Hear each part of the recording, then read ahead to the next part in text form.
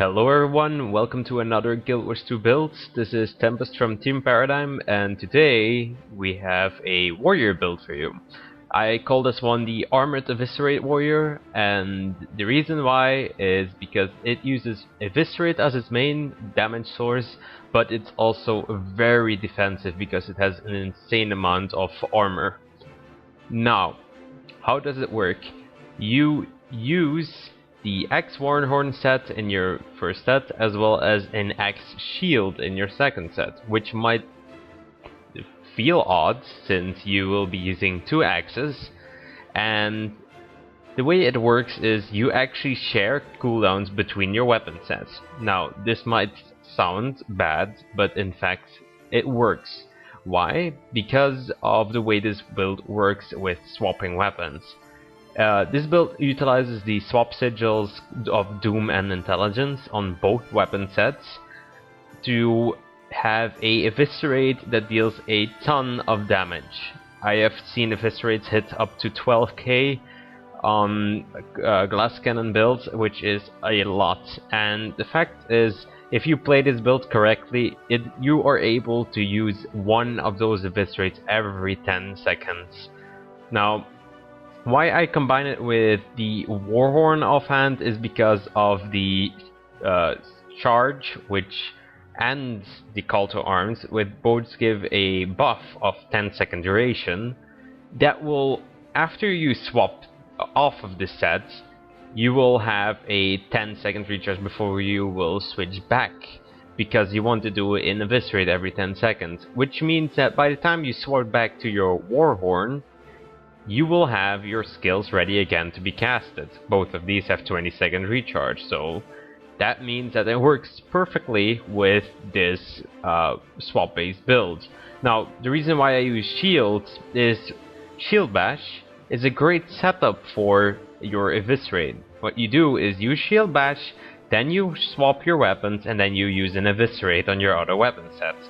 This results in a very hard to avoid Eviscerate every time you swap from shields to your other sets, because they will either need a stun breaker or they will have to dodge your shield bash.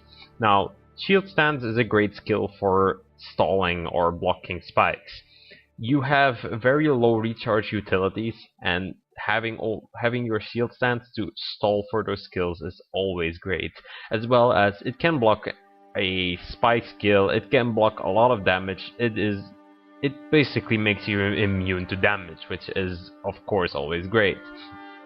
On the axe you have throw axe, which cripples from range, which is great, and you also have a vulnerability. Now, note that vulnerability lasts 10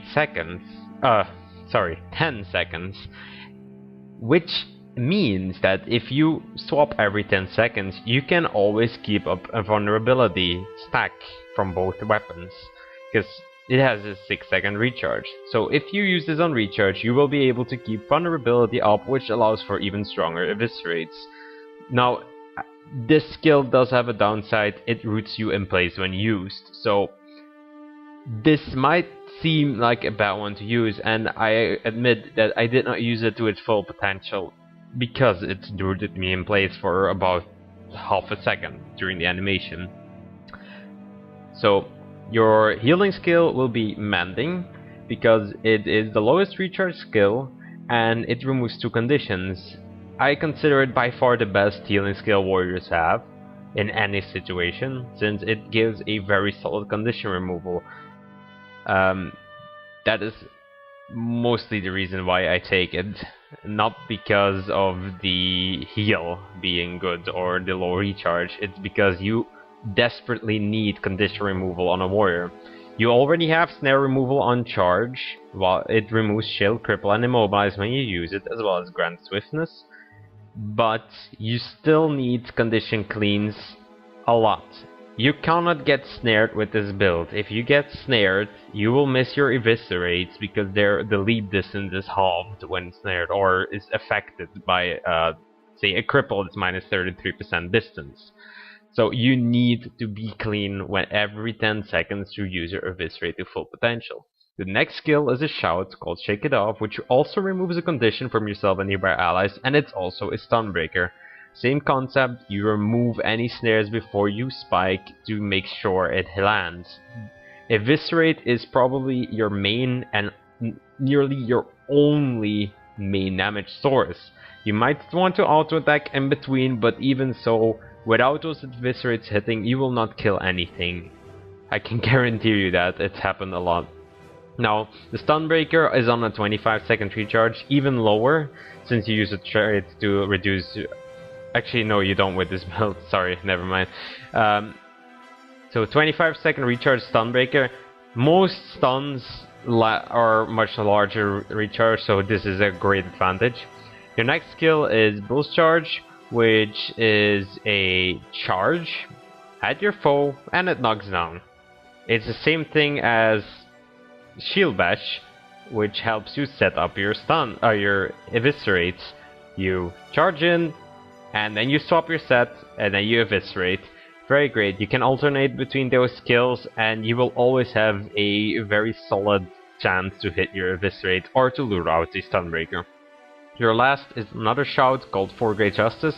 This one is actually very great because it allows you to keep up 3 stacks of might all the time. As well as it has a slight, as you can see, might 30 seconds duration, 25-second recharge. You can actually have 6 might up. I know for a fact that it's 3 might per cast, so you can keep up 6 might for those last 5 seconds. A little more because you have boon duration increase, and it also gives you Fury. Now, since this this build uses the weapon swap sigils to give you 100% crit chance, Fury might not be as handy, but you also build a lot of crit damage on this build without crit chance, so having that Fury will also benefit your auto attack greatly. Last is Sidenote of Rage. You mainly want to keep the passive for this because you need that regeneration to keep up with spiking every 10 seconds.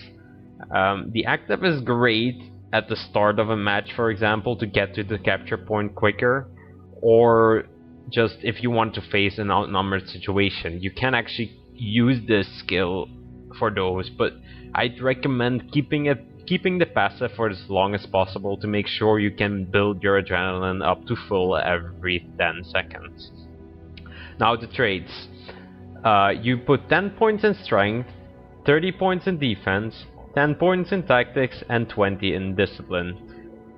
In strength, you get reckless dodge, which is not necessarily that great, but it does help. It's noticeable damage, it's not great. What you do have to watch out for is that you don't use your swap sigils and then dodge. Because I have had it a few times at the start when I was using this build where I dodged straight after swapping, and it actually boosted this damage instead of my Eviscerate, so watch out for that. Next you have Restorative Strength. Using a heal skill will remove weakness, cripple, freeze, and immobilize. Great with mending. It basically becomes a full clean.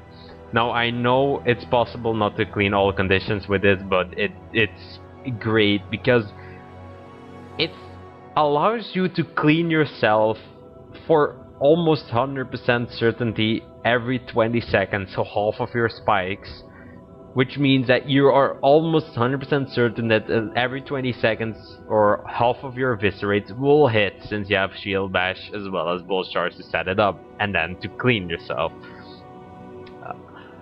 In defense, this is basically why I call it the armored Eviscerate. You go 30 points in it, and also you have a lot of traits that boost your armor. Thick skin, extra armor when health is above 90%, not sure how much, but it's noticeable. Turtle's defense, this one is insane. Gain 200 toughness when crippled, stunned, immobilized, or frozen. This is what makes you survive against heavy CCs, or when you don't have your cleans up. You can actually tank a whole lot more damage with this trait. It's awesome. Next, adrenaline health. Regenerate health based on adrenaline level. Since you build up your adrenaline every 10 seconds and then spike it out, you always have a decent amount of regeneration out of this. It's not significant because you usually spike it out as soon as you reach your full adrenaline, but it's noticeable. It actually helps you keep up. especially because you also get 300 healing from this trait line. It's even better. Next, Shrug It Off. Endure Pain at 25% health. Endure Pain lasts for 5 seconds, I believe, which is a 5-second immunity. Every 10 seconds you spike, and half of that you're immune, so this can basically make you able to get off one more spike before you die, or if you're lucky, you can actually kill them with that spike. It's a great skill, it's a very great proc. Armored attacks, this one works perfect with this build. 10% of your toughness is converted to power. You have a high amount of toughness, and you need a high amount of base power. So this trait works perfect. Last Stand, activate Balance Stance when you are stunned, knocked down, knocked back, launched, or dazed. This is another anti-CC because it breaks your, well, it's a stun breaker proc, as well as it makes you immune to any of those CCs for 8 seconds, which allows you to freely get off, well, almost freely get off another Eviscerate, since it's 8 seconds and you need 10 maximum. So all of these skills help you, or these traits rather, help you get off more Eviscerates and stay alive for those additional 10 seconds. Next, Tactics. This is not the reason why you get it. You gain extra armor while reviving. You can use it, I guess. It's a minor trait, so this is the reason why you get it. Shout, heal.